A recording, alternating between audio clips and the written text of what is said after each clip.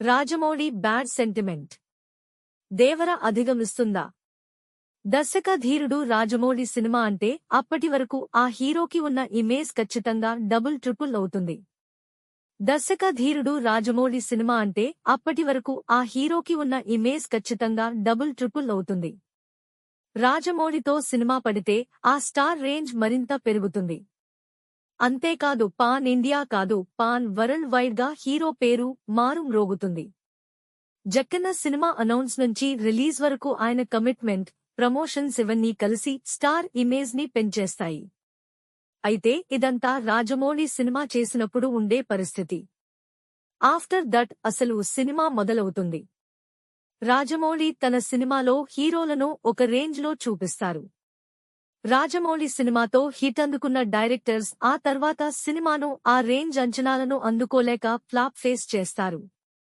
ఇప్పటివరకు రాజమౌళి సినిమాల్లో నటించిన ప్రతి ఒక్కరూ ఈ ప్రాబ్లం ఫేస్ చేశారు. రాజమౌళి సినిమాతో బ్లాక్ బస్టర్ హిట్ పడటం, ఆ వెంటనే ఆ హీరోకి ఫ్లాప్ పడటం కామన్ అయ్యింది. బాహుబలి లాంటి ట్రెండ్ సెట్టర్ హిట్ పడిన తర్వాత ప్రభాస్ సాహోతో ఆడియన్స్ ని సాటిస్ఫై చేయడంలో విఫలమయ్యాడు. ఇక ఆర్ఆర్ఆర్తో రామ్ చరణ్, ఎన్టీఆర్ ఇంటర్నేషనల్ లెవెల్లో గుర్తింపు తెచ్చుకోగా ఆ సినిమా తర్వాత చరణ్ ఆచార్య డిజాస్టర్ అయ్యింది. కొరటాల శివ డైరెక్షన్లో తెరకెక్కిన ఆచార్య ఫ్లాప్ మరోసారి రాజమౌళి బ్యాడ్ సెంటిమెంట్ ని పునరావృతం చేసింది. చరణ్ ఎలాగూ అది ఫేస్ చేశాడు. ఇక ఇప్పుడు ఎన్టీఆర్ వంతు వచ్చింది. ఆర్ఆర్ఆర్ తర్వాత ఎన్టీఆర్ దేవర సినిమా చేస్తున్నాడు. ఈ సినిమా కూడా కొరటాల శివ డైరెక్షన్లో వస్తుంది.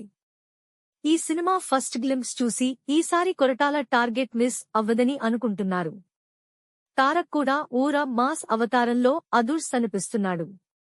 మరి దేవర సినిమా కూడా రాజమౌళి బ్యాడ్ సెంటిమెంట్ కు బలవుతుందా లేదా ఆ సెంటిమెంట్ ని బ్రేక్ చేసే సినిమా అవుతుందా అన్నది చూడాలి. రాజమౌళి మాత్రం తన సినిమా తర్వాత హీరోలకు ఫ్లాప్ అవ్వడం గురించి తను కూడా బాధపడుతున్నట్టు తెలుస్తుంది. దేవర సినిమా ఆ సెంటిమెంట్ కి బ్రేక్ చేస్తే మాత్రం ఈ విధంగా కూడా ఆ సినిమా నెక్స్ట్ లెవెల్ క్రేజ్ తెచ్చుకుంటుందని చెప్పొచ్చు.